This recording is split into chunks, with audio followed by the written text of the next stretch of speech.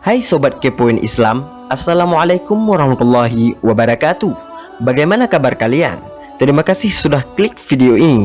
Mari bagikan pengetahuan Islam dengan cara like, share, and subscribe channel Kepoin Islam Official. Simak video sampai akhir dan semoga bermanfaat bagi kita semua.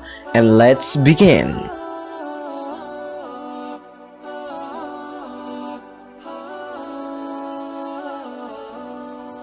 Urwah bin Zubair memberikan tauladan bagi umat muslim, yakni ketika dia dihadapkan sebuah penyakit yang menyebabkan kakinya diamputasi, namun semua bisa diatasi dengan zikir.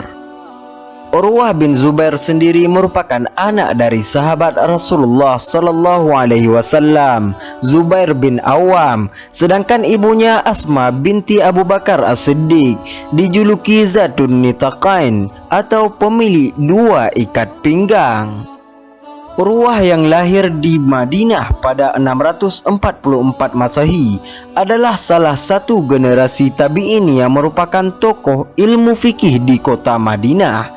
Beliau mengkhatamkan seperempat Al-Quran setiap siang dengan membuka mushaf, lalu ketika salat malam membaca ayat-ayat Al-Quran dengan hafalan. Rutinitas itu tak pernah ia tinggalkan sejak masih remaja hingga wafat, melainkan ada satu peristiwa yang terjadi padanya sehingga ia harus melewatkan rutinitas tersebut. Berikut kisah Urwah bin Zubair.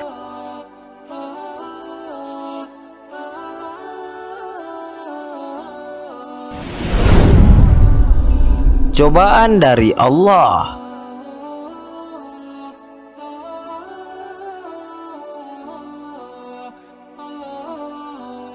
Suatu ketika di zaman Khalifah Al-Walid bin Abdul Malik, Khalifah ke-6 Bani Umayyah, Allah menguji Urwah bin Zubair dengan cobaan yang tak seorang pun mampu melewatinya, kecuali hatinya telah penuh keimanan dan keyakinan.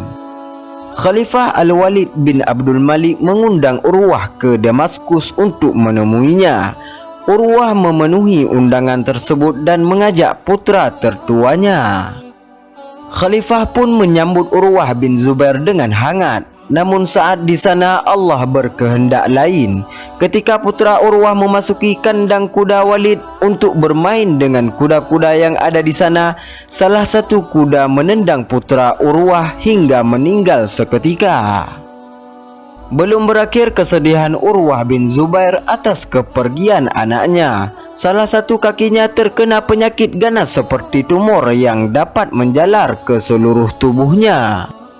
Karena hal itu, Khalifah memanggil para dokter yang terbaik untuk menyembuhkan penyakit yang dialami oleh Urwah bin Zubair.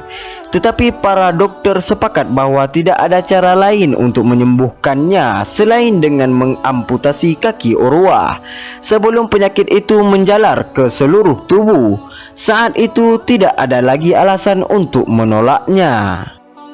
Ketika dokter bedah datang untuk membawa segala peralatan untuk mengamputasi kakinya, dokter tersebut berkata pada Urwah, "Menurutku engkau harus meminum sesuatu yang memabukkan supaya tidak merasa sakit ketika kaki dipotong." Urwah menolak, "Tidak, itu tidak mungkin.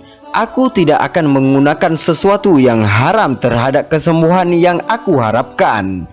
Dokter itu berkata lagi, "Kalau begitu aku akan membiusmu." Urwah berkata, "Aku tidak ingin kalau ada satu dari anggota tubuhku yang diambil, sedangkan aku tidak merasakan sakitnya. Aku hanya mengharap pahala di sisi Allah atas hal ini."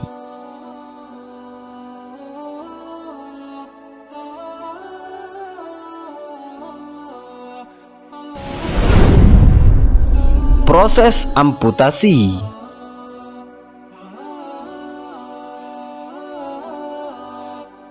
Ketika proses pembedahan hendak dimulai, datanglah beberapa orang kepada Urwah.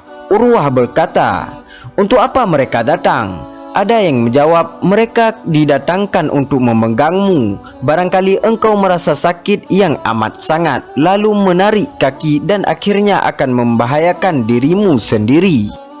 Urwah menimpali, suruh mereka kembali. Aku tidak membutuhkan mereka dan merasa cukup dengan zikir dan tasbih yang aku ucapkan.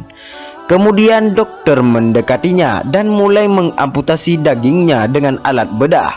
Lalu sampai ke tulang, dokter menggunakan gergaji untuk mengamputasinya. Sementara Urwah berkata, La ilaha illallah, wallahu akbar.